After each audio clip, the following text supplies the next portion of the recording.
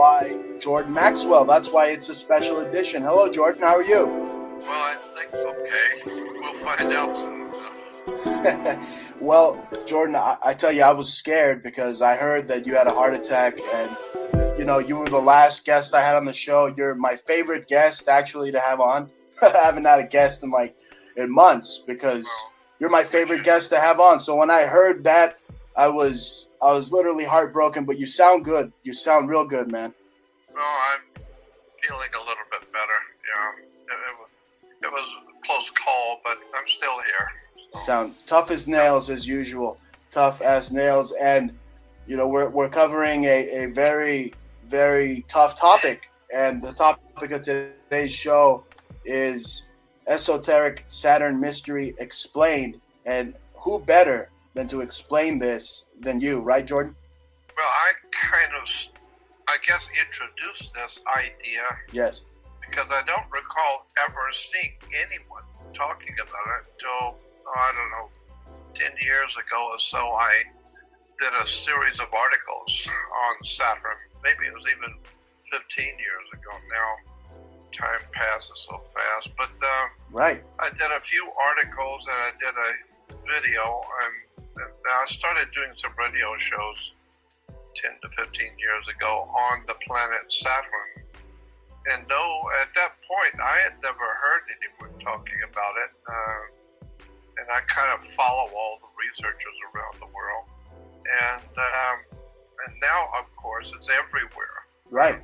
But you were a pioneer. And it's funny that you say time, because that's exactly what Saturn represents. People don't know that Saturn also represents Chronos, which is father time. Yeah, well, that's where we get the word calendar, Chronos, calendar, time. Wow. Yeah. Really. And also the phrase, the dawn of a new day. That's a phrase that they use, and that is literally Saturn worship as well. Of course, yeah. And it's a big story about Saturn and how it impacts our politics in America, but all over the world. It's the same thing everywhere.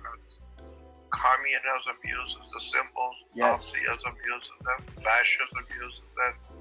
Almost every country in the world uses the Saturnian symbol. Planets, the planet Saturn's astronomical and astrological symbolism. Yes. And, it's interesting when you start looking at this stuff for the first time and see how for thousands of years government's been using the astrological and astronomical symbols for Saturn in their national coats of arms, the hallandry of the royalties of Europe, and my God, it's everywhere. And most people have never even heard such a thing. Right, no, they're not aware. And the thing is, with me, I mean, what was the moment of like a quantum leap in consciousness for me was, just looking at the symbolism that surrounds me everywhere. I mean, I'm lucky enough to have mentors like you that opened my mind to this, but now I see it everywhere. I mean, the Target logo, that's Saturn symbolism. Everywhere. Right? Harley Davidson, the Bentley, Chrysler, Nissan, and then the Toyota. I have a Toyota. And even that is Saturn symbolism. But then here's where it gets darker, Jordan. As you know, the Toyota symbol also kind of looks like a Baphomet symbol. Well, guess what? The Baphomet, it represents Saturn as well, right? Yeah, and so Saturn is actually connected to so many of the ancient gods. And yes. So David, what was his name? David, I'll think of it in a minute. He wrote the book on the Saturn, David Talbot. Talbott, I think it is. David Talbot wrote the book called The Saturn Myth. And that was many years ago. And when I first come across that book,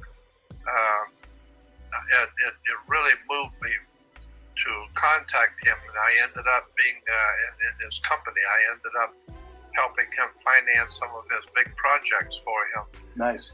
And I even hosted a science conference in Portland, Oregon for him. And So Saturn has become very important all over the world.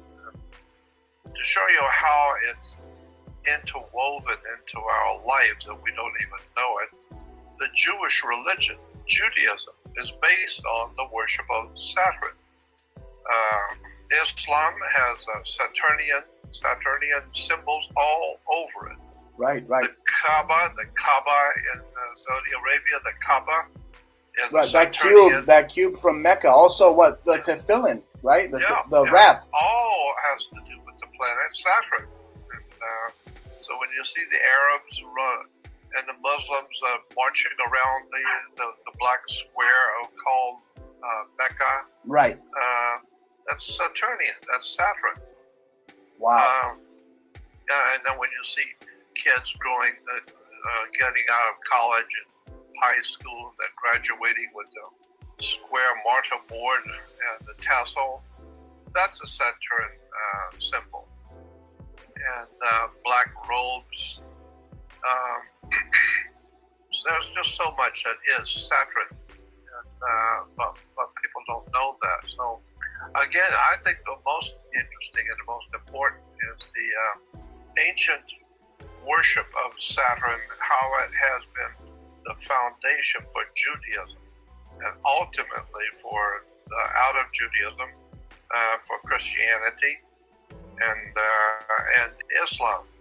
And Saturn can be traced all the way back into Hindu, because, and here's another point,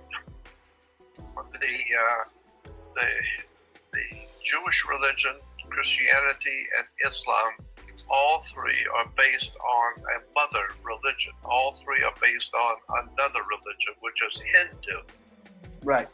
So the Hindu religion is the basis for Christianity, Judaism, and Islam. That's where you also get the Trinity, right, Jordan? That in Hinduism, right. You have Brahma, Vishnu, right? That's right. It's the same thing Trinity. over and over again. No. So in Hindu, it's Brahma, Vishnu, Shiva. Yeah. In Egypt, it was Osiris, Isis, Horus. Christianity is Father, Son, and Holy Ghost. And Judaism is Abraham, Isaac, and Jacob. And none of those people ever lived. There was no Jesus who ever lived. There was no Abraham, Isaac, or Jacob. Right, it goes back. I mean, Attis from the Greek times had the same story. Dionysus had the same story. You go back, and go back in the ancient timeline, you see all these historical figures or deities had the same history, the same pattern. But Jordan, scientists have looked at Saturn and they see that there's some type of hexagram from within Saturn. I mean, like Saturn itself from within is a hexagram. Yeah, well, even at the North Pole of Saturn is a hexagram, a six-pointed hexagram, and that's at the North Pole. And just go on the web. You don't have to be too meticulous. Just go on the web and type in hex on Saturn, or Saturn's hex, H-E-X, hex, because a hex is a six-pointed star, and you will see from the space probes that we've sent out takes pictures of the planet Saturn up close, and you will see on the North Pole of Saturn is a hexagram. Right. Another thing I wanted to the ancient Babylonians used to draw a circle on the ground, and then inside the circle draw a triangle, and then invert another triangle. So you got two triangles inverted inside of a circle. Well, that's the Star of David inside of a circle. Right. But then the priest would stand inside of that Star of David, or that hexagram, and cast spells on people, and that's where we get the idea of putting the hex on you. Amazing. So today, the Jews are walking around all over the world with a hex on them. And who put that hex? Who put that hex on them? It was the Germans before the Battle of Prague. It was the Visigoths that appointed the hexagram to Judaism, because, I mean, historically, Jordan, I mean, the menorah has always represented Judaism. Of course. The hexagram has never represented Judaism. No, it is a complete evil symbol. I mean, you said it yourself. A sorcerer would literally stand in it, and the demons. Or I mean, it goes back to the Goetia. I mean, it is so incredibly evil. I mean, the power that some of these just sorcerers possess, and they belong to a cult called the Brotherhood of Saturn, right? That's right. It's called the Brotherhood of Saturn. Wow. And the book, many books have been written about it. A lot of people now have done a lot of good research on it. You just go on the web and just type in Brotherhood of Saturn. And there's a lot of good stuff. But there's one book in particular that is very good on it. It's written by Professor Flowers. And from Texas University. Flowers is his last name. And he's written the definitive work, I think, the definitive work on the planet Saturn as a religion. Right. And he talks about the Saturnian Brotherhood, the German Saturnian Brotherhood, which gave birth to the basically to the Nazi Party and Hitler's Saturnian symbolism in his Nazi. The Nazis adapted everything from the Jesuits. That's why when you mentioned earlier the hammer and sickle being a representation of Saturn, I mean, you have the IHS, the I in particular, representing Saturn. Yeah, so, like I said, and incidentally, too, another one that's very, very telling is Saturn in the old Phoenician language. Today we call that old Phoenician language, we call it Hebrew. But there is no such a thing as Hebrew language. It's a misnomer. But it's like everything else that we believe. We don't know. We don't do any research. We're told that that we have a Hebrew language, but it's not Hebrew at all. It's a Phoenician Canaanite language, which the Hebrews speak. And so, since the Hebrews speak that language, we call it Hebrew. No, it's not Hebrew. It's Phoenician Canaanite language. But in the old Phoenician Canaanite misnamed Hebrew language, Saturn is referred to as Sabbath, as Shabbat. Like the candles. Shabbat.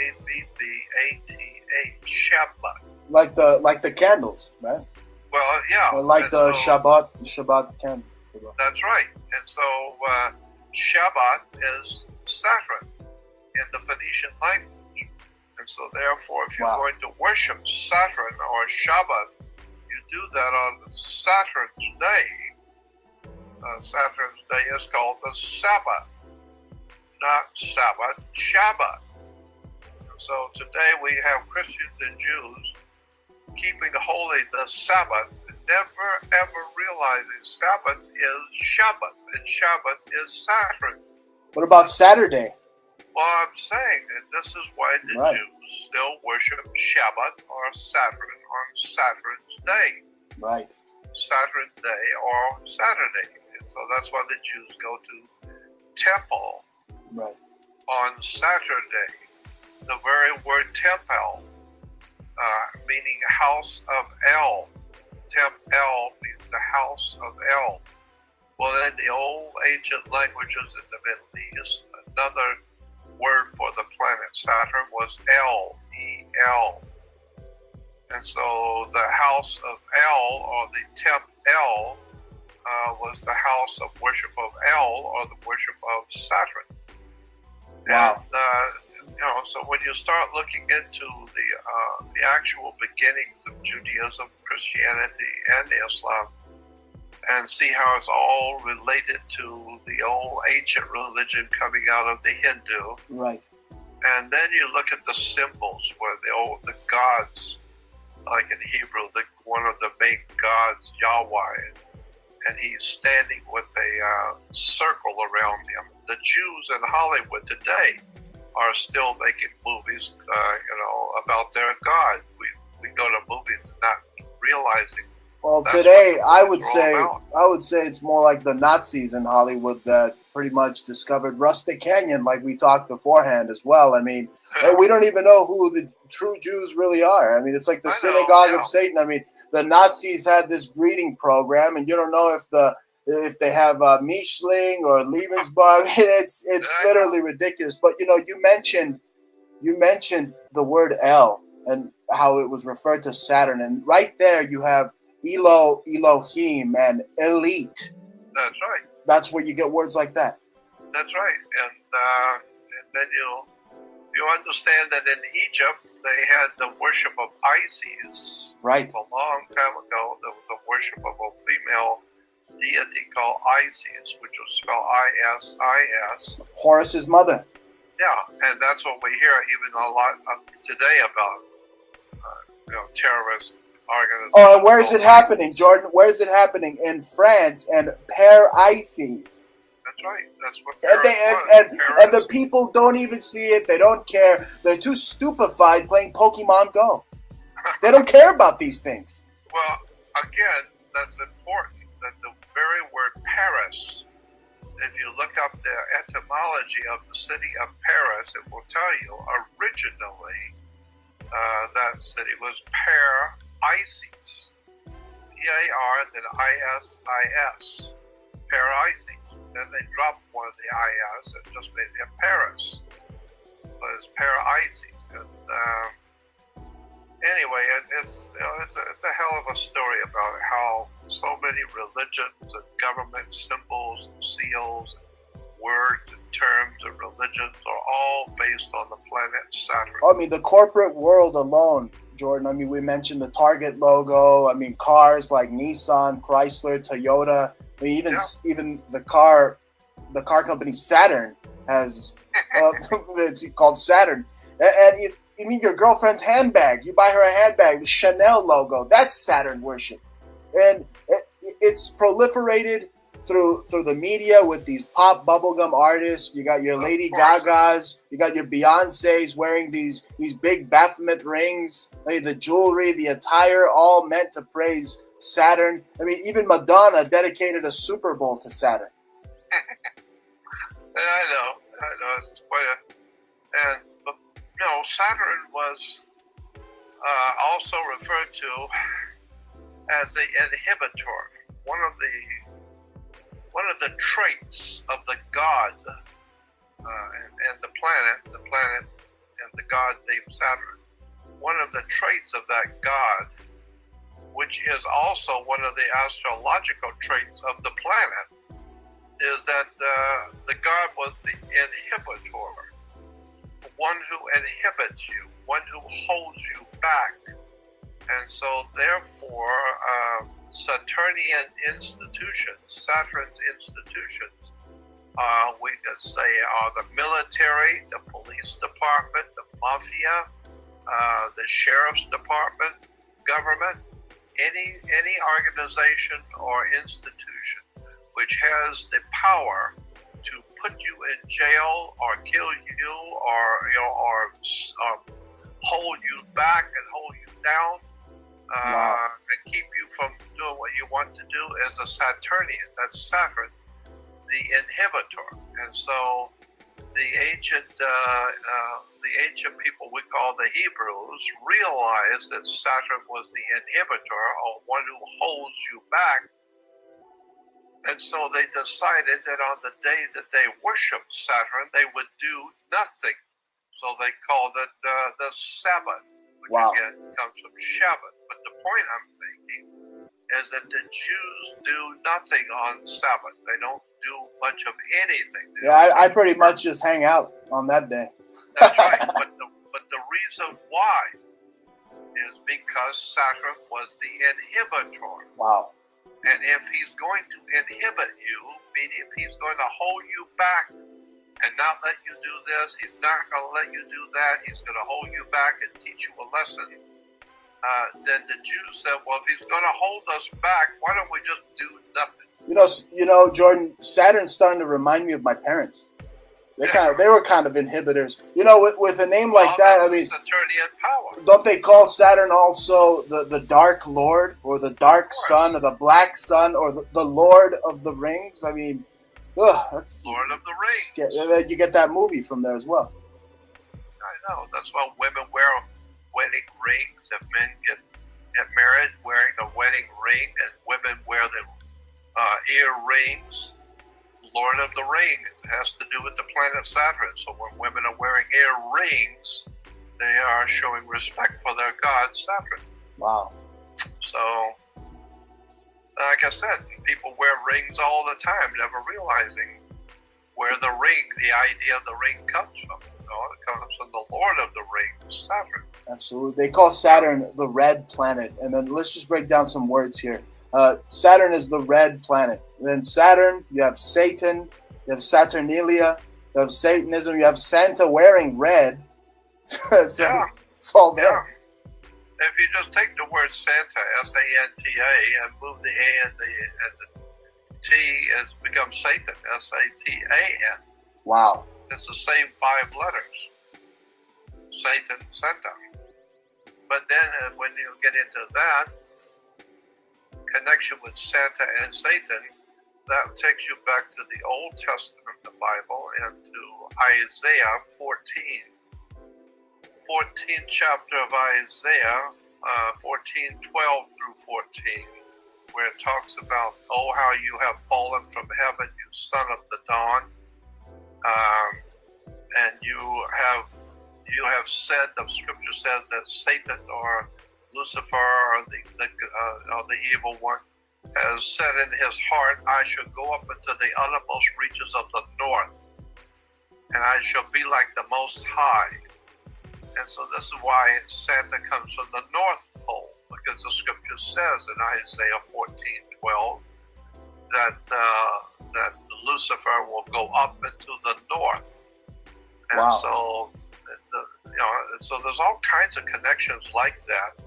And all of these things are all connected behind the scenes. It's just a very big story. It is a big story, Jordan, and it's right in front of the people's face in eye symbolism, from the CBS eye to just eyes in general, to the Masonic eye, to the Masonic compass, to the pillars, Joaquin and Boaz, that hold up that planet. I mean, it's all Saturn symbolism. Well, even those 2 lights that are shining in New York in honor of the World Trade Center. Right. The World Trade Center itself were 2 identical buildings, and they represented Jachin and Boaz, but most people don't know that. This is why all over the world, just go on the web to image, where you get nothing but pictures, just image, and type in the word Twin Towers. Twin Towers, and you will see hundreds, if not thousands, of buildings around the world in every country, especially churches and cathedrals, where they all have twin identical towers. Everywhere in the world are twin towers. Why?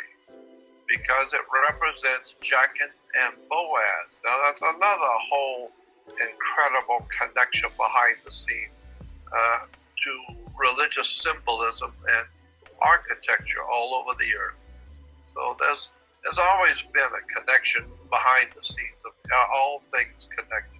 Government, religion, architecture, theology, commerce, banking. It's all one big game. And they use the symbols in banks. They use the symbols, as you say, in commerce, in religion. It's an extraordinary story of betrayal of the human race. But people have no idea what I'm talking about. Most people have never heard of such a thing. Well, this audience, fortunately, Jordan, I've tried to build an audience that's as aware or even more aware, believe it or not, than us. I really respect my audience. That's why I love having you on, because you're so informative. You're one of the wisest people I've ever had the pleasure of speaking to on the Bruce Montalvo Show. I appreciate it. It's nice of you. And it's not true. I'm just an ordinary person. Right. But I just do what I do, and whoever's supposed to hear me will, and whoever's not supposed to won't. So I just do what I do and see where it goes. But incidentally, in relation to what I do, I was told quite a long time ago, I finally did something about it, that when you're talking, there are two of you. You need to understand that there's two of everything, and there's two of you. There's a private you and a public you. And the private you is between you and I. If we're out having a beer in a restaurant somewhere, just you and I, and whatever deal we make between the two of us, nobody in the world's going to know but you and me. That's called the private side. That's a private thing between two people. And so if you are, say, in a church or a group, and I'm using this as an example, like the Klan, Ku Klux Klan, you can say anything you want about anybody you want, no matter what it is, no matter how bad it may sound. You can say anything you want because you have a right of freedom of speech, as long as you say it in your church, where it's just your people hearing you. As long as you say it in your club or in your private little group, whatever your group is, you can say whatever you want in that group because that's private, and you are protected with private speech. But when you take your speech and take it out onto the public and putting it on the web and talking the same way you would talk in your church onto your club, now that's different. The government now is empowered to protect the public. Therefore, if you're using all kinds of foul language, which you can do if you're in private association, but if you start talking about other people and using all kinds of profanity in the public, now the government has the right to come in and do whatever it wants to. Well, they get NDAA you. You know, it's like Clint Eastwood said. I heard him say this the other day. And bear with me here. Clint Eastwood said the other day that we literally have a pussy generation now. Yeah. And it's completely true. Completely true. The PC. But here's the point right. I was making about this, that I have realized that I've gotten myself in trouble in the past talking about things publicly that can get you in trouble. Telling people things they're not supposed to know. Right. And so I was advised by some lawyer friends of mine if you're going to say things and present things which are very controversial, you better do it in a private way, not in a public way. Because certain documents and pictures and things that I would like to say in the public can get me and other people in trouble, talking about something that the public's not supposed to know about. And so I have decided to take my work. I'm leaving everything out there that I've done over the years. It's too late to privatize that. Right. So everything I've done over the years is still out there for free. But I have created a new website, which is on my website. My only legitimate website is Jordan Maxwell Show. Any other website that has my name on it is not mine. Jordan Maxwell Show is my website. I saw the legal letter you sent me. It's truly a battle you're having in courts of your intellectual property. Yeah, of course, and so anyway, I'm getting other phone calls now. Tell them you're on the greatest show on alternative media. That I have my website is jordanmaxwellshow.com, and on that website, it's a free podcast. But on that website, I have another website which is private, and it's called the Research Society website.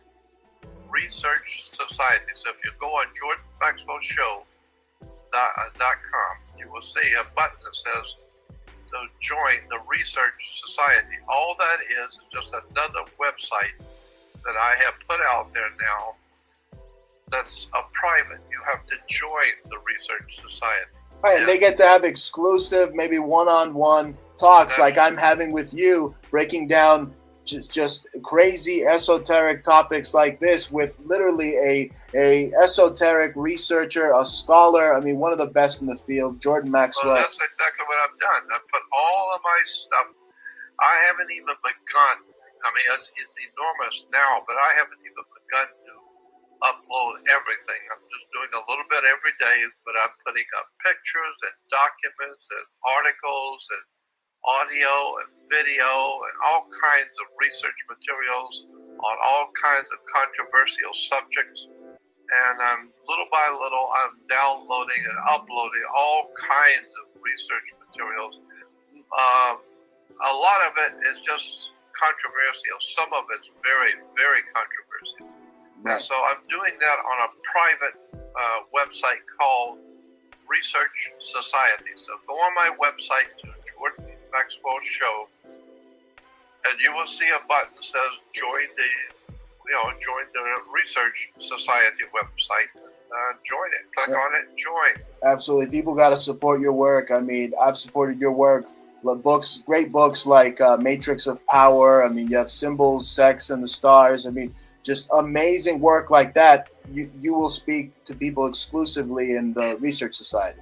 Yep, that's it. I'm putting out all kinds of stuff I would never put on a regular website. I'm putting it in. So I don't care. Now, if somebody takes something I put on my Research Society website, they take it public. That doesn't hurt me because it wasn't me that did it. So if the government's going to come after somebody, it will come out to whoever put that material out there, but it's not going to come out to me because I only put it on a private basis. So just know that all the good stuff is going to be on the private side, on the private, it's called Research Society. All the juicy esoteric talk. Anyway, yeah, we were speaking of Matrix of Power, and I want to get back to Saturn because Saturn to me is a matrix of power. That ring around Saturn, I mean, I don't want to sound like Socrates here, but could it represent literally like the sands of time? Yeah. But Saturn also, there's a lot more to that planet. I mean, first of all, what are the rings? Why are there rings? Why are there rings around Saturn? We now know, some of the things we do know for sure, is that the rings around Saturn are artificial.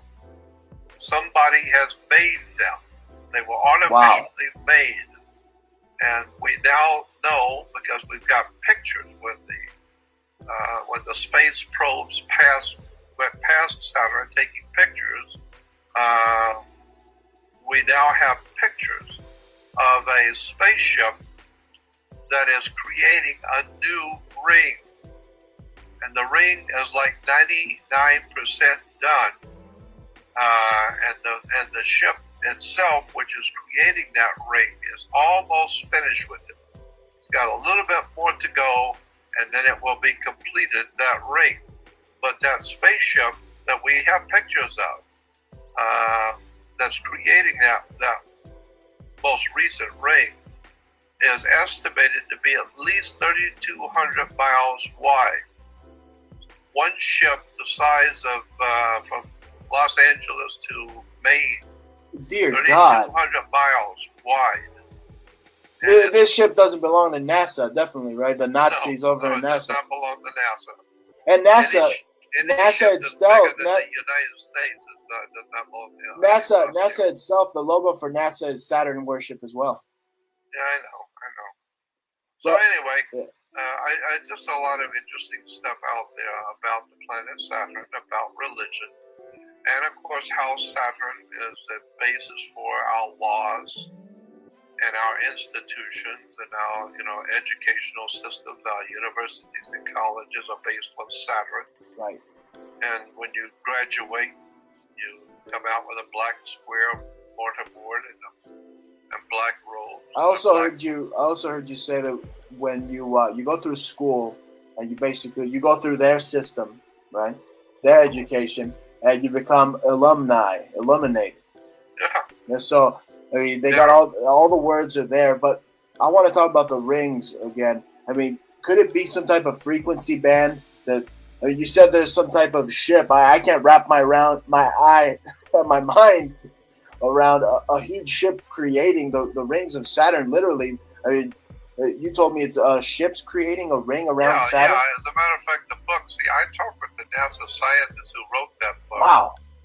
And he's a dear friend of mine, but he's pretty much dropped out of society after writing that book. He talked about something he wasn't supposed to, and NASA is very, very unhappy with him.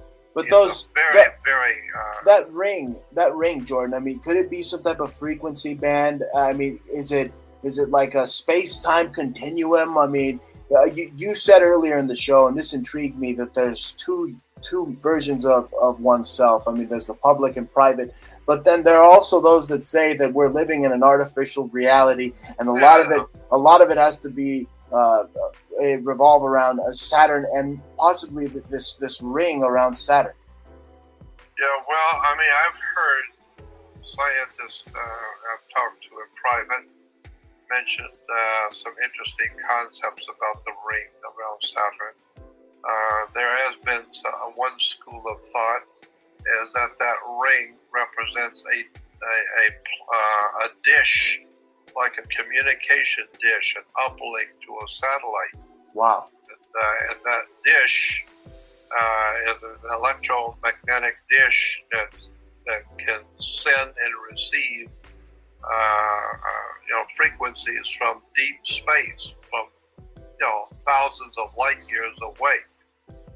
And because it's a huge dish, and when it rotates and that dish is just in a right spot at the right moment, it can pick up signals from thousands of light years away. So it may possibly be some kind of a dish that is picking up frequencies throughout the universe. Maybe it's some kind of a communication dish that, because we see those big dishes, right? At, television stations, etc. Well, maybe that circle around Saturn is itself a dish. And that's why symbols are so important, because symbols are transmitting that frequency and they represent Saturn. So it's literally putting you on the frequency of Saturn. Of course, yeah. Wow. Right. And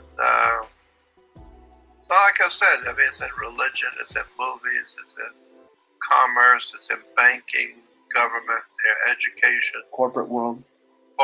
Corporate world, and especially in the military. Everything in the military is Saturnian. Oh yeah, the patch. I mean, if you look at the Chevron, the gas station, it has the same military kind of V's. Those two V's, military V's. And then if you look, I seen on a air bunker for the military. There's they have the logos of Saturn. I mean, they got a big red planet and then an eagle flying over it and a star, and even the phoenix, the ancient phoenix, the Egyptian phoenix, represents the Eye of Ra. It has that.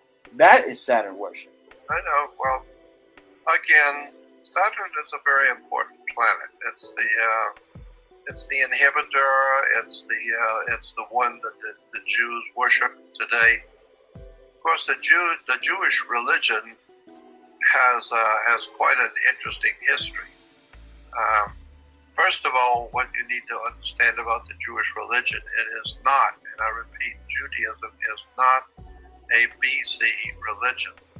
Judaism was developed, the whole idea of the Jewish religion was developed a few hundred years ago, not thousands of years ago. We know there was no ancient Israel. And today, some of the best minds in the state of Israel, some of the best professors and historians in Israel are writing books now and talking publicly about the fact that Israel, the ancient Israel of the Bible, never existed. There was no ancient Israel. There was no Moses. There was no Abraham. There was none of those people in the Bible ever existed. But doesn't mean the Bible is of no value. I'm just saying, historically. Well, it depends what Bible you're reading. I mean, I would read the Old Testament, the Torah. I mean, I wouldn't trust anything the King James wrote, man. Well, I know, but lots of people don't know that the Judaism is not an old religion. Judaism was probably first put together probably in the 9th century A.D., 9th, 10th, 11th century A.D. There was no B.C., there was no ancient Israel, period. It never existed. Just a story. And that's why the Bible's called the greatest story ever told. It's just a story. Well, they get the time period mixed up. They say Ramses was the one who caused the Jews to leave Egypt. When Ramses, well, that whole story is basically kind of a fable, just like Christmas. Of course, just like I mean, Jesus is really the representation of Mithra. We've talked about this before. Many other deities. Yeah, I know. So, yeah, the major religion in the Roman Empire, when Christianity first began, the major religion that was already there. Rome wasn't waiting for Christianity to form. Rome already had her religion. And so when Christianity came along, the major religion in Rome at the time was called Mithraism. And Mithraism was the story of the sun in the sky. And so the sun, the Romans said that the sun obviously does not belong to you. It doesn't belong to Africans or Chinese or anybody else on the earth. It doesn't belong to us. So the Romans asked the question, well, who owns the sun? Well, obviously, if you believe in God, well, then you can say God owns the sun. Well, then that thing that comes up in the morning is God's sun, not yours. And so God's son. Horus, right? God's son would be Horus. Horus, which also kind of sounds like hours, which again, the sands of time, father time, Chronos. It's all interwoven. Horus is Horus. Hours is Hours. Right. I just think it's kind of similar. You see like a subliminal thing going on there. Horus, hours. Yeah, I know. But I'm just saying that the idea was in the old Roman religion is that Mithra was God's son, the light of the world. Of course, the sun is the light of the world. But what else lights the world if it's not the sun?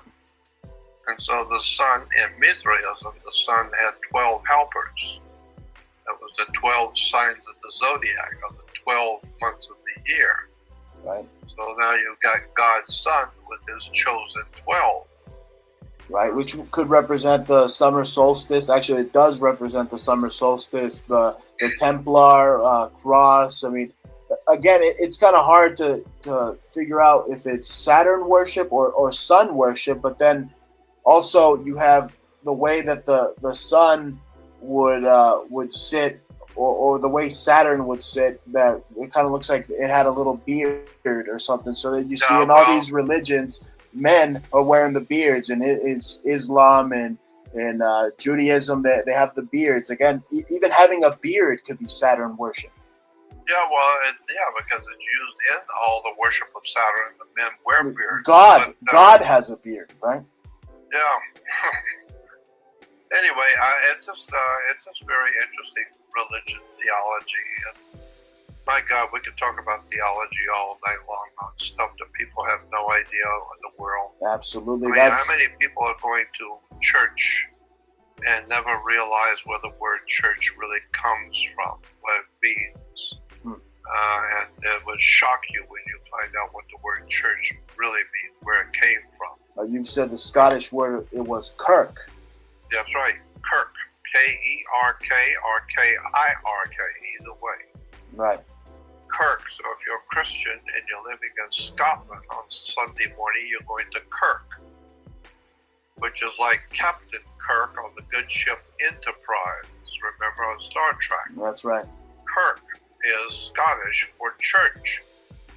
In England, is church, spelled C-H-U-R-C-H. But church comes from a Scottish word, Kirk. And so that's why you have Captain Kirk on the good ship Enterprise, because that's what a religion is. It's a company, it's a corporation, it's an enterprise to make money. All right, even the logo, Annuit, the logo on the dollar bill, Annuit Coeptus, means enterprise in Latin, or a successful enterprise.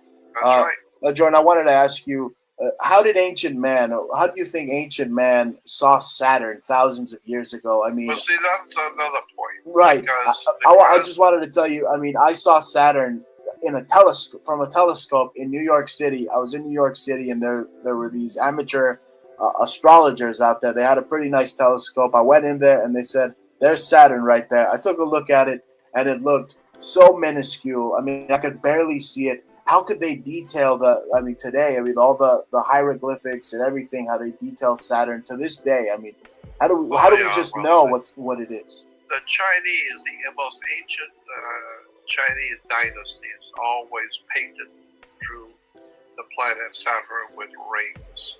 All the ancient, and that do mean 10 to 12,000 years ago, there were paintings on walls of a planet with rings around it. So that's nothing new that we just discovered. The ancient peoples of the really prehistoric and ancient world knew that Saturn had rings. The Chinese knew that. The Babylonians and the Assyrians knew that. Hell, they knew all kinds of things. We haven't been told the half of what the history of this earth really is. Oh, we weren't even told that the Nazis won the war, like you said. We weren't told that. Seriously, I live. None of your business. I live by an Air Force base, and every time I see some planes take off, I hear like Wagner in the back of my head. Yeah. I just hear it, man. Well, the idea is that this kind of knowledge I'm talking about is on a need-to-know basis. Right. And the powerful people in this world figure you don't need to know. So you just, like George Carlin used to say, power, it's a big club and you ain't in it. And so that you're not in the big club, and you don't need to think about it, you don't need to worry about it. Just go watch your sports, go watch your ball game, have a couple of beers, and don't worry about it. And that's the thing, because you mentioned ball game, and the whole idea behind baseball comes from the ancient death cults, going back to the Aztecs, these ancient death games. And it's basically like baseball is basically a huge Masonic sport. It's played on a diamond, and you have the pitcher in the middle. He's like the grand architect, and then the batter represents death. I could keep going. Yeah, well, it's basketball goes back to the Aztecs and right. The Mayans. That's where we get basketball, from the Aztecs and the Mayans.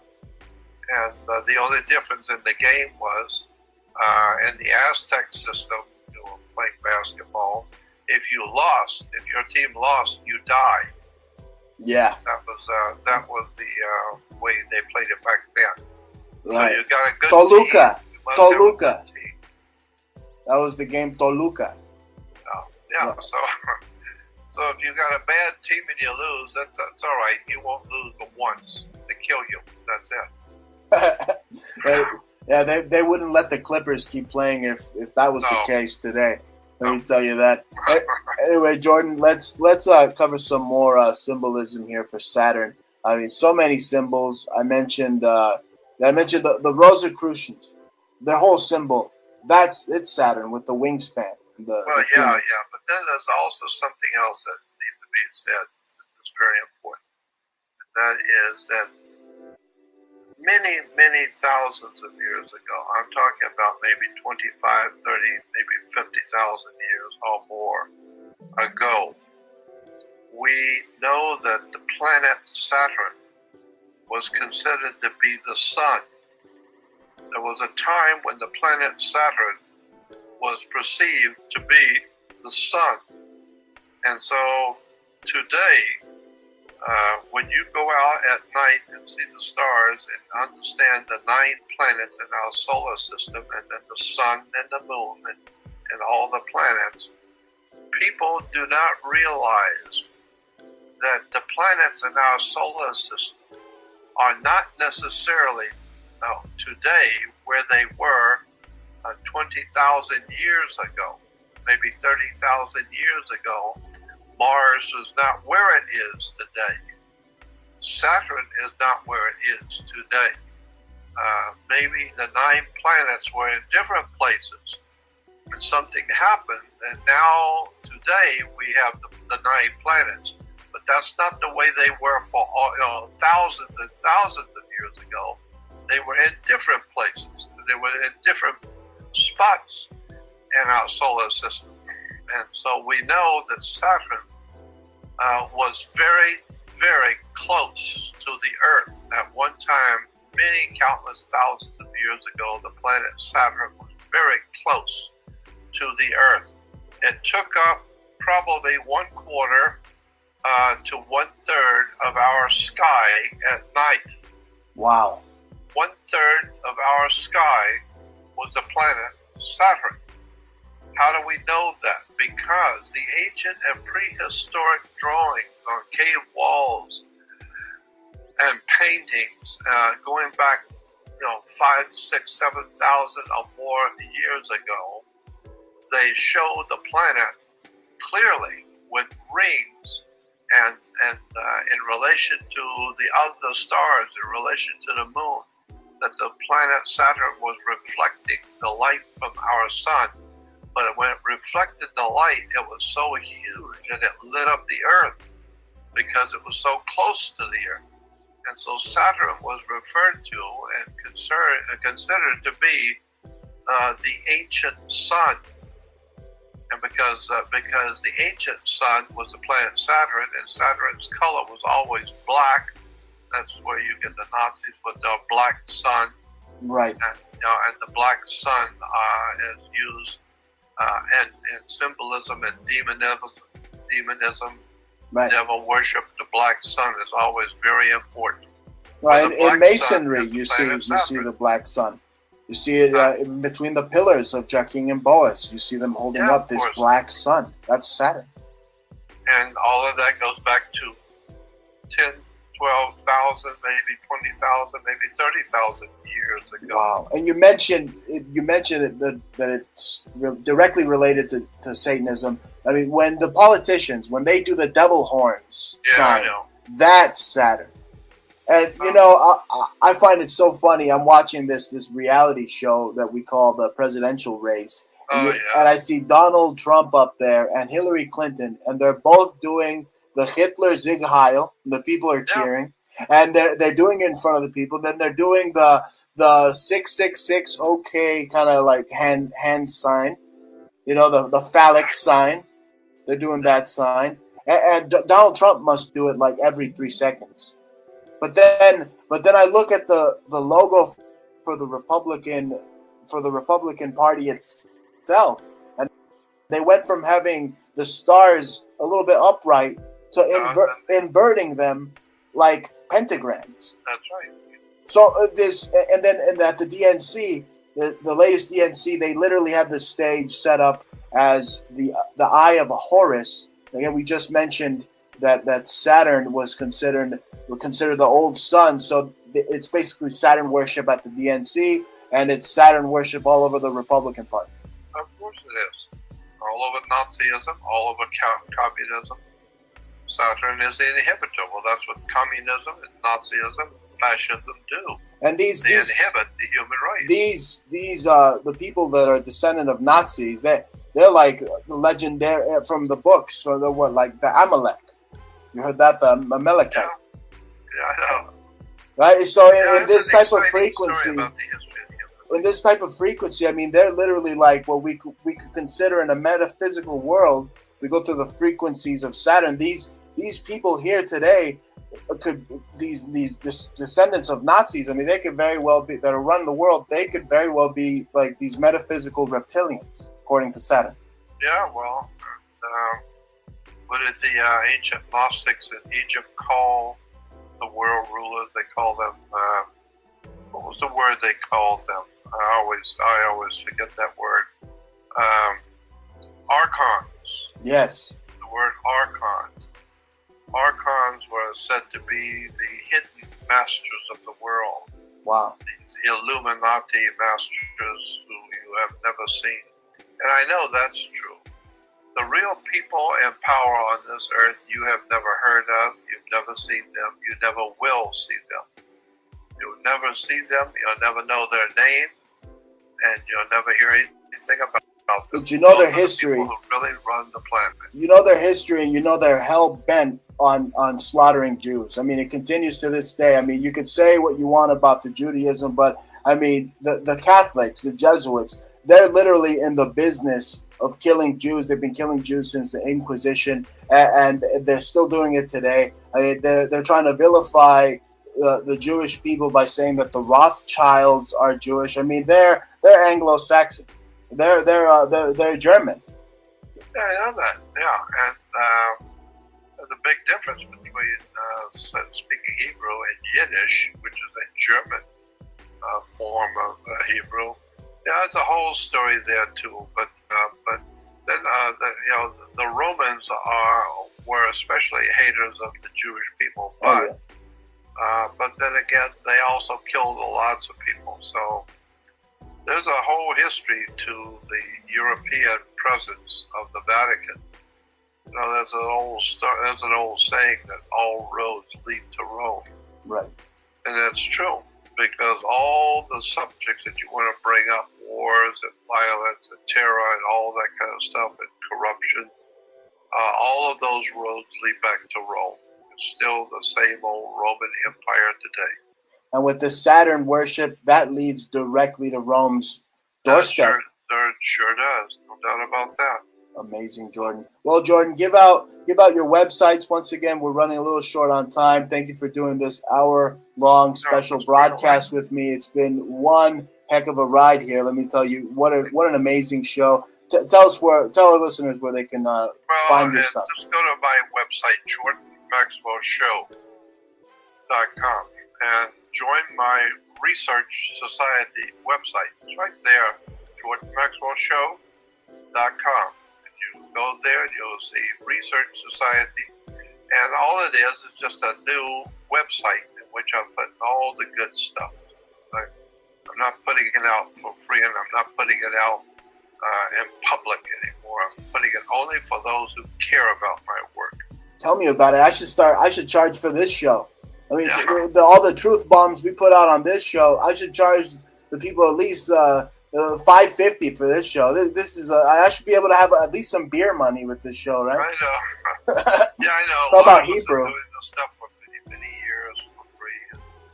I've been doing it for almost 50 years now. Amazing. I mean, since giving lectures in East Los Angeles. I mean, you're truly in the 60s. I mean, you're truly a legend, Mr. Maxwell. And without guys like you, I could say wholeheartedly, I wouldn't be here doing this type of radio today. Well, I'm happy I was able to do something, for somebody. It just, like I said, I just do what I do, and I think if whoever's supposed to hear me will. Whoever's not supposed to hear me won't, so I don't care. I just do what I do and see where it goes. Thank you, Jordan. You stay healthy out there, my friend. Be sure to drink this Chinese tea, this Denchin. It's very good for the heart. It'll strengthen up that. It'll strengthen up that already strong heart of yours, Jordan. Thank you so much for being on our show today. Yeah, we'll talk another time. Excellent. Bye-bye. Thank you, Jordan. Bye-bye.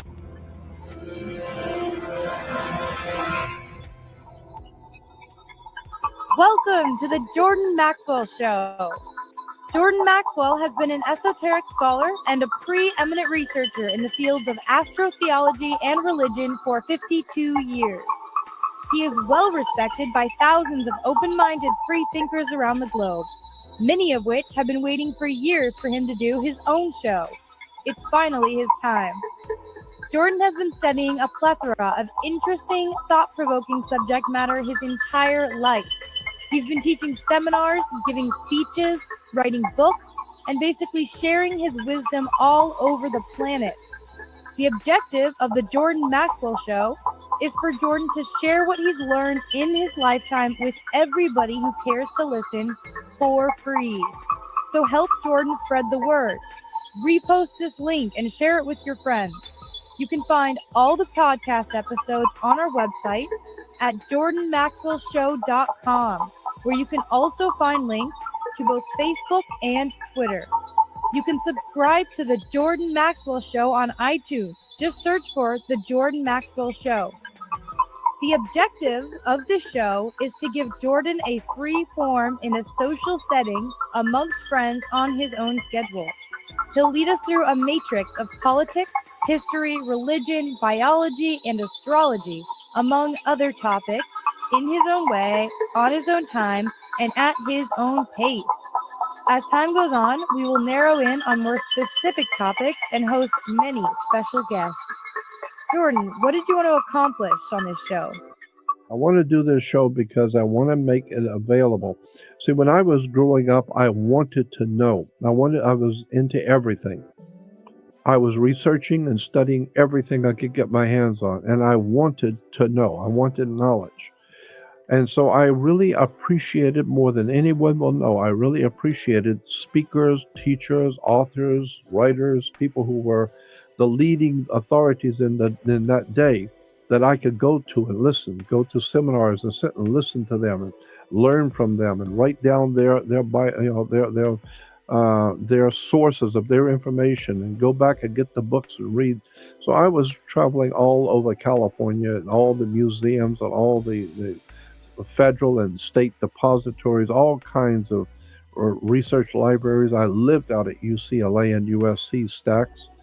They would call them the stacks at USC, underground libraries, for years and years and years, cross-referencing everything, reading everything I could on the occult, on the strange things that are going on in the world. And like I said, I was meeting all kinds of off-the-wall characters who were blowing my mind with stories about all sorts of interesting things. And these people were all well-grounded, highly intelligent, military people, scientists, physicists, astronauts. Well, it's like they say, when the student's ready, the teacher will appear. That's it. When the student is ready, the teacher will appear. That's what we're doing here. I just want to wake people up, and I'm so tired of hearing radio that does nothing but just pour out slop into the public trough, as we're just shrill, feeding the pigs. It just feed the pigs. You pour some slop into the public trough, and it's called radio, and it's all about dope and loud music and craziness and stupidity and ignorance, and then politics and religion and commerce. I have always wanted to hear a radio show that damn well tells you something that's really important, intellectually and spiritually gratifying. And nothing out there on radio today is either spiritually gratifying or makes any sense. It's all a bunch of bullshit. I know it, and everybody else knows it. I want to produce a program that's based on really interesting people. You have no idea in the world the kind of people I know and that I'm going to bring on this show that are going to blow your mind. So I want to tell you how much I appreciate you being here to listen to me, because I'm telling you, it's a very interesting world we live in. It's a pleasure, Jordan. Yeah. Definitely. Absolutely. Definitely. If we can cover 1/10, if we can get 1/10 of the people in here that we've talked about, it's just sharing the wisdom. Really, that's the key for future generations to kind of look at those young people today. Have no basis for. They have nothing to build on. They haven't been given anything. And also, this is what Dick Gregory said. He said Americans love talking about how we have the right to elect our leaders. We can go to the polls and elect our leaders, but you can't select your leader. Yeah, we get two choices. You get two choices. Yeah, Abbott or Costello. Yeah, Mutt and Jeff, Laurel and Hardy. You either have one of the two. Which one of these thugs do you want? Because they both work for me. Don't get me going on politics. Oh man, politics is at least American politics. Yeah, it's a hell of a story, American politics. Yeah, but I think, listen, there is hope.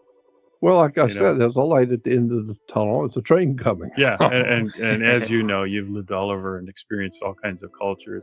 America still is the finest country on the planet. America was the greatest thing that ever happened on the Yeah. face of the earth. I love my country. I love the idea of being free. But I'm telling you, unless and until the young people, don't look to the older people to do anything. They're too stupid, and too old, and too dim-witted. And the people with money, they're not about to do anything. People with money are not about No, to they're give into you a hoarding it. nickel to help Yeah. you do anything to save the human race. I will guarantee you that. The guys with the big money in Hollywood, they're not about to give you a nickel. No, it So the doesn't only take- hope that there's any hope at all is young people who have the vitality and the energy. I don't have the vitality and I don't have the energy. I've got the experience, the knowledge, and the wisdom of some 53 years of being in the world of the occult. And so that's why I just want to share with young people who want to know. Because God, this world is so fascinating when you Oh, it's really amazing. begin It to... really is a beautiful place, and it's a journey, and we're only here for a short time. And the key is making every day count. Yeah, I know. I mean, I love talking about my experiences and the things I'm interested in, because I want the young people in the audience to get enthralled with the stories that I'm telling them. I've been doing what I do for 53 years. I started back in 1959 with talking at little mom and pop grocery stores and bookstores, and I was just fascinated with the world of the occult, with all the things that are not seen. I don't know why, I just gravitated toward the dark side on everything. No matter what was happening in the world, I always knew that there was more to the story yet. You know, there's something else going on that you don't see. One of the themes of the Masonic Order of Knights Templars became very famous: as above, so below. So I always applied that to everything happening on the earth. Whatever's happening on the earth, there's got to be a reason. And I don't buy for 1 minute that things just happen. No, things don't just happen. Things are caused by people who make them happen. I wanted to know, and that's the big thing. The emphasis is on the word want. I wanted to know. So I decided to dedicate my life to studying the occult. The word occult simply is a Latin word which means hidden. It doesn't mean it's evil or bad or of the devil. It just means hidden. And so I realized, as I said, even growing up as a small kid, I already realized that nothing is what it seems. There's always a reason for everything. And almost never do people see the reason for things. Things happen, and so we react to when things happen. I've lived a whole life of strange, off-the-wall experiences. And every time I think it's over, no, it's coming back bigger. Just beginning. Just beginning. I've done over 600 radio interviews. I've worked with CBS on the Ancient Mystery series. I've spoke all around the world, all over the earth. I've traveled extensively, speaking about the world of the occult. And I'm fascinated with how much people don't know. I've had 36 peak experiences in my life. I'll give you an example of the kind of thing that happens to me. And back in 1992-93, I was asked to speak at a conference in Pasadena at a large hotel. There would be about, I don't know, at least 500 people in the audience. And so about a week before, I went out there with the two guys who were putting the conference on. Gary Schultz and Norio Hayakawa from Japan were putting this UFO, alien conference on, and I was going to be the keynote speaker. But we went out to the hotel about a week before to kind of spy out the hotel and see what we were going to do. Norio asked me, he said, when you come up on the platform, what are you going to need? Are you going to be doing a slide presentation or a blackboard or what? And I told him, no, I don't need anything. All I want is a table and a chair, because I want to be able to lay all the documents out that I'm talking about, and I just want to be like a teacher in front of a class. I don't need anything special. So he said to me, all right, then I'll tell you what we'll do then. We'll have somebody sitting behind you on on a bar stool with a video camera over your shoulder, so that when you're talking about a document, hold it up, knowing that he's going to zoom in on it, and we'll have closed circuit TV so people can see what you're reading. And so that next Saturday, it came off great. I did a 2-hour presentation on UFOs and alien stuff and all kinds of occult subjects, and it went off fine. That night when we were leaving the event, the guy who was filming me, sitting behind me on the stage, he asked me, he said, "Jordan, could you come over tonight for dinner? My wife and I'd like to have you come over." And he lived right there in the city in Pasadena. I said, "Sure." So we go over there. He's got a really nice condo. The wife is in the kitchen fixing dinner, and he and I are sitting in the front room talking about all kinds of strange stuff. After a while, she comes out of the kitchen and says to him in front of me, she said, "Have you told him yet?" And he said, "No, I wasn't going to tell him till after dinner."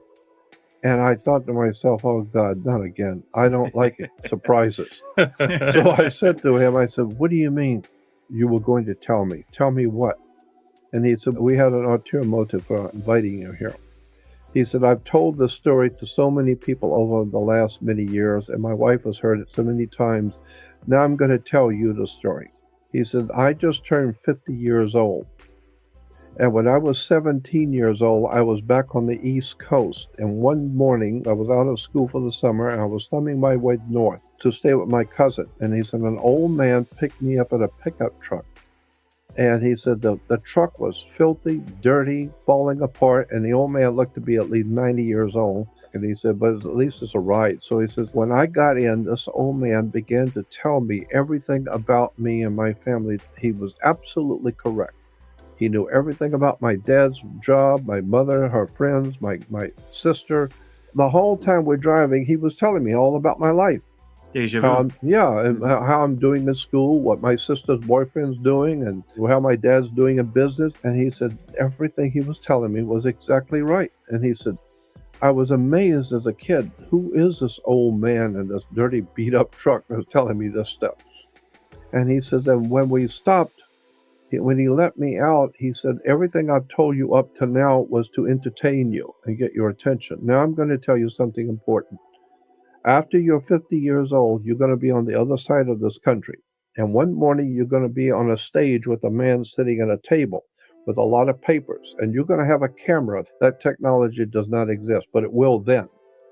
And you're going to have a camera sitting behind him over his shoulder, so that when he picks up the paper to talk about, you will be able to hit it with the camera so that people in the audience will be able to see what he's talking about. Now, when that happens, you tell the guy sitting there that you're filming, you tell him I said that I put him at that table. He's sitting at that table doing what I want him to do. That was not his idea to sit at that table. It's my idea. I put him there. And he says, so this morning I'm sitting there filming you, and it finally dawned on me, because I was so interested in getting everything ready, I wasn't thinking. And he said, I looked in the audience, I looked at my wife, and she was staring at me. Today, the prophecy was fulfilled. It was like 17 years ago. And the old man just told me to tell you that he put you there. That's not your idea. He wanted you there. That frightened me so that I got up and left. And I remember walking out at night, and I walked out to the street, and I was shaking. I was frightened. And he came out and walked with me. And I said, I don't understand what's happening. And he said, all I'm telling you is what the man said. So somebody knew what you were going to do 17 years ago when they told me. And he said it wouldn't be until after I turned 50. That's just one of many experiences.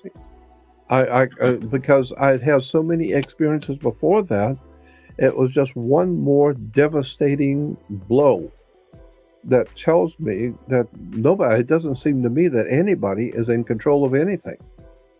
The thing about that particular story that really strikes me is the fact that he knew a particular camera did not exist then. How did he know that that camera was a technology that didn't exist? That implies that all this technology we're being given. Somebody is giving the human race technology, high, incredibly intelligent technological advances. Somebody is giving it to us. I've sat with, I don't know how much I can say on radio, and this has always been my problem, is when I'm on radio, I have to watch what I say because there are other people's lives are involved, and I don't want to cause other people problems in life, but by telling stories out of school. But I've been told some really incredible stuff from very important people in this world. I mean, profoundly important people in this world that you would not think that I had an opportunity to even be in their company, and what they told me. We've collectively have sat down with some of those folks. That's right. Remember the gentleman who introduced us, and That's right. his involvement With the government. for years and years At and the years. very, very pinnacle of government. Mhm. Pinnacle of government. Right. I remember him telling me, Netanyahu works for me. I remember the night he said that. Netanyahu, Kissinger, no, they work for me. Well, I remember he invited me over to his house that day after September 11th in the World Trade Center. I went over to his office, and sitting in his office amongst all the photographs Yep. of him and every world diplomat out there on the planet, including several presidents. Oh, yeah, and Queen Mum and Prince Charles and all these royalty of Europe. He had pictures with everybody. Yeah. And I remember having the discussions. You and I had some very interesting Shabbat dinners at his house. That's and, right. We sure did. He shared a lot of his wisdom and explained And how. if anybody had it, he did. I mean, he was one of the top people in this government. And sharp as a tack. Oh, Remember, yeah. At 92 years old, he was sharper than half the 20-year-olds at the God, table. yeah. Brilliant man. Yeah, great guy. Well, I don't know if I ever told you this, but in 1999, December 31st, New Year's night, the next morning, New Year's morning of the year 2000, I got a phone call from him. And I said, what a pleasure to hear from you. And he said, well, I'm just calling to wish you a happy new year. And I said, well, thank you for thinking of me. And he said, of course I think of you. You're my friend. And so I could hear he was in a restaurant. So I said, so where are you? And he said, well, I'm having breakfast with my wife. He said, she wanted to come to Palm Springs for the weekend, for the holiday weekend. So I brought her over here, and we're having breakfast. I said, well, that's nice. And so he said, I'm here having breakfast with Secretary Powell and Dick Cheney, and they want to say hello. And yeah, he's there with Powell and Cheney, and he said, I've been talking to them about you and about my feelings about you.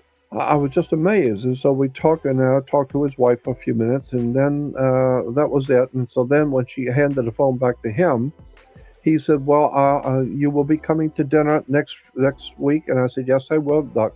Yes, I will. And he said, well, I've been talking to Powell and Cheney about you, and so I've told them about my feelings about you. And I said, well, I hope it's good. And he says, always, I love you, and we'll talk later. So I said, well, thank you. So that was it. But, Powell and Cheney sitting there discussing me. I'll never forget the call when his aide came in and said, Dr. Kissinger's on the phone. Would you like to take his call? And he and Henry Kissinger had a 5-minute conversation about how the world was about to change after that day. That's exactly right. And he told me, he said, there are 7 men who run California. One of those sessions when we were up in his office, in his home, and our other mutual friend, the other doctor, was there, and so he said to me, he said, there are 7 men who run the state of California. One of them is in charge of all entertainment.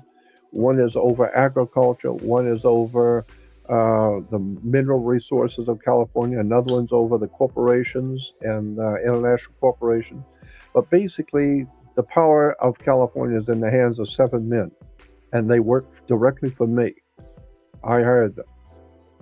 I don't know what that tells you, but translated, it seems to means this guy was calling the shots for California. Not only was he doing it, but he's calling it in Washington, D.C. Because he told me, one of his actual words was, Netanyahu works for me. That's amazing. He and I, as you well know, because you were there, he and I became very, very close friends. And there was a third one in our triumvirate, and it was a doctor who was also with us in that time. And I'm telling you, I sat and talked with him about world politics, about world religion. And, very fascinating. Oh, he was, absolutely. A very good mentor, I think, for all of us. He was absolutely a wonderful mentor for all of us. Well, and I think that sort of goes back to the show is he, at the age of 90, 91, 92, was sharing a lot of his worldly wisdom Yeah. to potentially make this a better place. Mhm. And That's what he wanted to do. sharing the wisdom is really, I think, the cornerstone to this show, where you're giving a palette to go out and share experiences, life experiences, and I think seeing that knowledge is power. That's it. And knowledge is power. Absolutely. And the symbolism within everyday society. I'll notice I've traveled the world extensively, from Brazil to Europe to Asia to you name it, getting into the symbols, which you really opened my eyes to. They're symbols, and these symbols have been around for an awfully long time. And they're in your face. They're right there in your face. Everywhere you go. Well, look, walk into a courtroom or look at the state seal, and they're right there on the wall. That's right. The old saying, read between the lines. That's right. And read the fine print. Yeah. Read the fine print. But before you sign the contract, read the fine print. What are you talking about? And sign on the dotted line. Yeah. Well, sign on the dotted line and read the fine print go together. Because when you're signing a check, if you have a checkbook, look in your checkbook. And where you signed your name, it looks like small dots. So therefore, you're signing on the dotted line, okay? But get a magnifying glass. It's not dots. It's small, tiny print. That's why the attorneys tell you, read the fine print. Right. The fine print is on your check, where you're signing your check. And so read the fine print. Yep. And so when you get a magnifying glass and look at that line you're signing on, it's not a dotted line. They're not dots, they're letters, and it's spelling out something. Mm-hmm. Very interesting the way the banking, does what they do to us. Well, the banking system. Well, that's the irony of the banking world. You look at the control that they have over everything, printing everything. And it's funny that you look at 4 countries that are considered the biggest threat. If you look at North Korea, if you look at Iran, if you look at Cuba, and even Venezuela, and those aren't the 4 countries that have nothing to do with, quote unquote, the Rothschild banking. They have their own sort of way of monetization. There's not control over the central bank system. Yeah, and that's why they're the enemy. But this whole idea of banking, and I've always loved the as I said, the dark side, especially in relation to UFOs and ancient mysteries, and who built the pyramids, and where do these ancient monoliths and huge stones.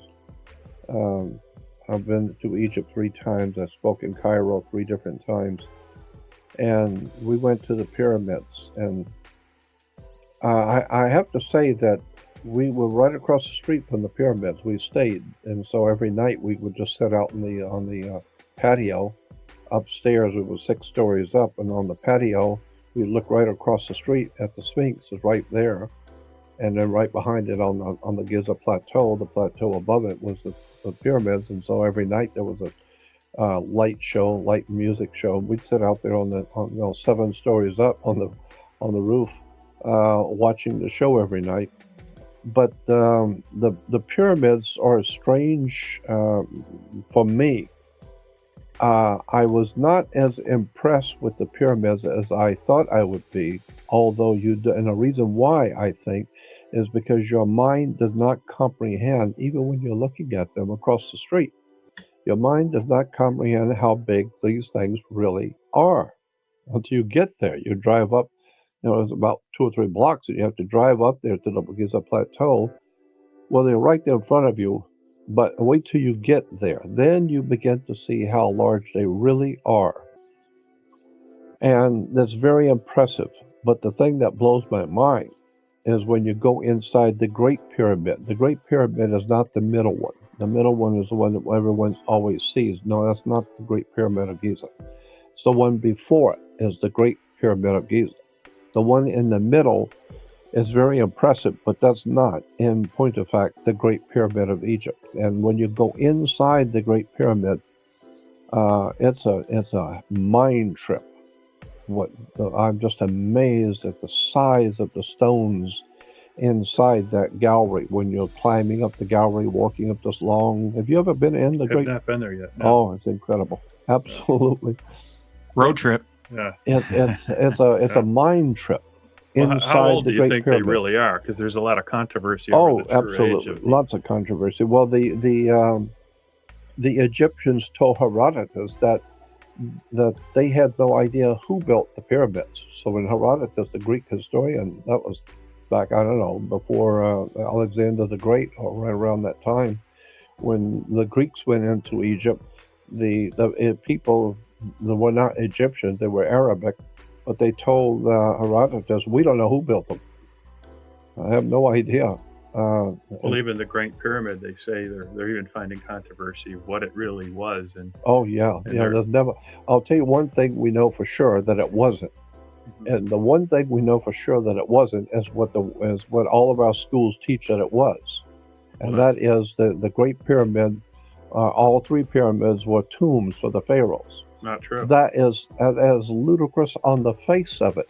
Just on the face of it, that's stupidity. Anybody who would make a statement like that in public should be ashamed of themselves. Now they're coming out saying that the Great Pyramid was a potential power generator of some sort. Oh, well, anything, but tell me that it was a tomb. Mm-hmm. Anyone more than 500 brain cells all going the same way will tell you that the pharaohs were buried about 25 miles south of there in a place called the Valley of the Kings.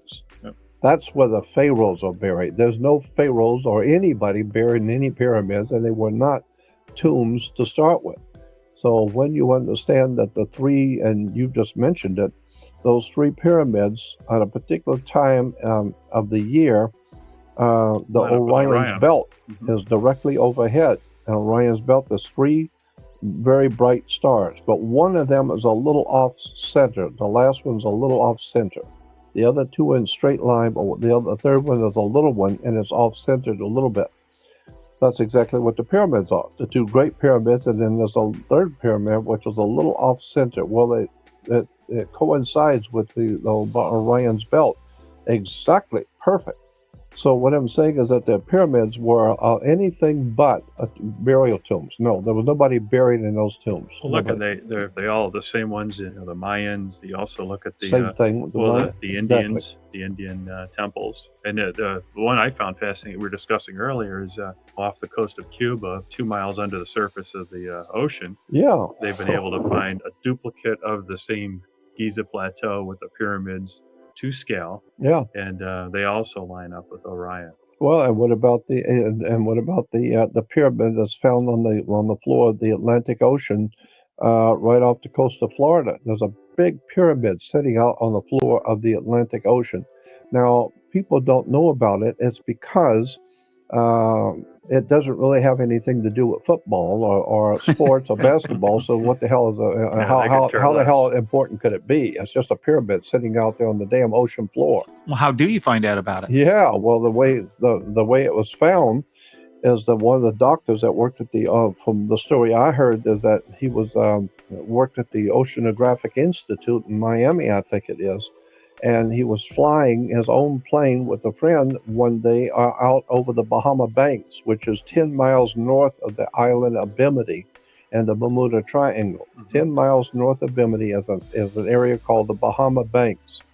And he was flying out over that area, and the sun, he said, was at an exact angle that he could see into the ocean, because usually it's just reflecting off the ocean. You can't see anything. But if you hit it at the right moment, the sun is at a particular angle, you can see into the ocean. And he said, and as they were flying over, they saw a pyramid that looked like a pyramid, the size of Cheops pyramid in Egypt. So they marked it where they were and came back, and they went back out there with I don't know, with the Oceanographic Institute and probably the Coast Guard. I don't know who else went out there with them, but they went back out there and they swam down and they found this pyramid, and it has an all-seeing eye at the top, and they discovered that the eye, or the opening at the top of the triangle, the top of the pyramid, was sucking in water. and it says it was sucking it in and it was blowing it out the bottom. So there's some kind of a generator actually operating right now in this pyramid that's on the ocean floor of the Atlantic, 10 miles north of Bimini in an area called the Bahama Banks. And he said that the doctor, I think his name was Ballantyne with a B, Dr. Ballantyne, with the Oceanographic Institute. Anyway, he said, and this was incidentally on Discovery or History Channel. There was a show on this. Shocked me. I didn't, I was amazed to see it, but there was a whole program. They do such great jobs on some of those programs. Because normally they don't put on highly intelligent shows, but this one was very interesting. But he said that when he was swimming with other people, they were all swimming around this pyramid. He says at least as high as the Great Pyramid of Giza, the big one. And he said, but he swam into the eye at the top. He swam into it, and he said, and there were two hands, a little larger than normal human hands, that was suspended in space as he swam in. These two hands were suspended, and they were made out of. He felt they were made out of pewter, or some kind of metal hands, and they were holding a crystal.